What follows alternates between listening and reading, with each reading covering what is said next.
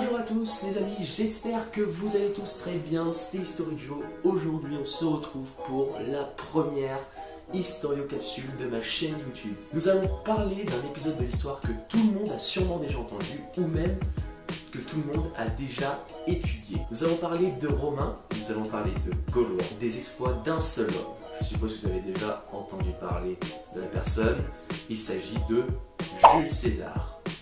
Nous allons relire un petit peu la période de Jules César et de la guerre des Gaules. Générique.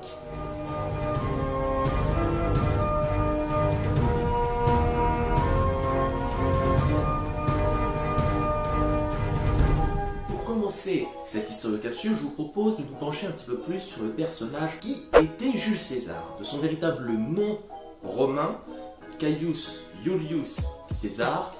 C'est un enfant d'une famille aristocratique romaine très importante, les Iuli, qui va naître en l'année 100 avant notre ère et qui finira malheureusement par une fin tragique lors de son assassinat au Sénat le 15 mars en l'an 44 après Jésus-Christ.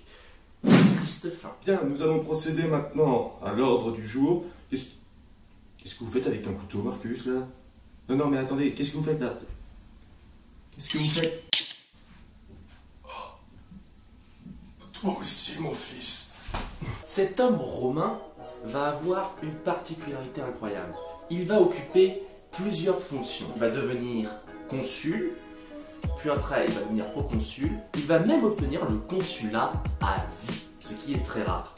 Et puis, il va être à la fois aussi un écrivain. Il va répertorier ses conquêtes, notamment celle de la Gaule, dans son célèbre ouvrage De Bello Gallum, qui sert de référence historique aujourd'hui. Il aura déjà un pied en Gaule, notamment, car il va devenir le gouverneur de la province de la Gaule cisalpine. Durant tout le long de sa vie, Jules César va tout mettre en œuvre pour essayer d'atteindre le plus haut rang de la politique romaine. Il va faire une alliance notamment avec deux autres politiciens, Pompée et Crassus, et ce qu'on appelle le triumvirat. De Jules César, nous allons retenir notamment l'une de ses conquêtes les plus importantes, la guerre des Gaules. Cette guerre va se dérouler en l'an -58 avant notre ère jusqu'à l'an -51. Elle va opposer notamment la République romaine aux tribus gauloises. Pourquoi César a-t-il besoin de cette conquête? Eh bien, César a besoin de s'imposer politiquement, notamment face à l'un de ses adversaires les plus redoutables. Il s'agit de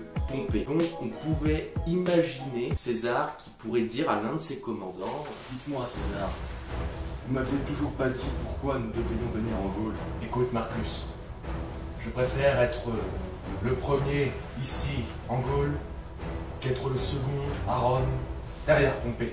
César va se servir d'un prétexte pour pouvoir amener son armée en Gaule. Une demande d'aide des Éduens, qui est un peuple allié aux Romains, à cause de la migration des Helvètes, qui sont victimes de l'invasion des barbares, les Germains. Ce prétexte va beaucoup servir à César, car il dénoncera le fait de protéger les frontières romaines contre les invasions des Celtes. Cette conquête va lui permettre de s'imposer politiquement à Rome, créer l'image d'un chef de guerre qui vise à protéger la République romaine des invasions barbares, mais aussi de s'imposer politiquement grâce à des financements importants. Boum! Ce zoom, c'est le soulèvement des Gaulois en -52 avant Jésus-Christ. Coalition gauloise menée par un certain Vercingétorix. Vercingétorix, chef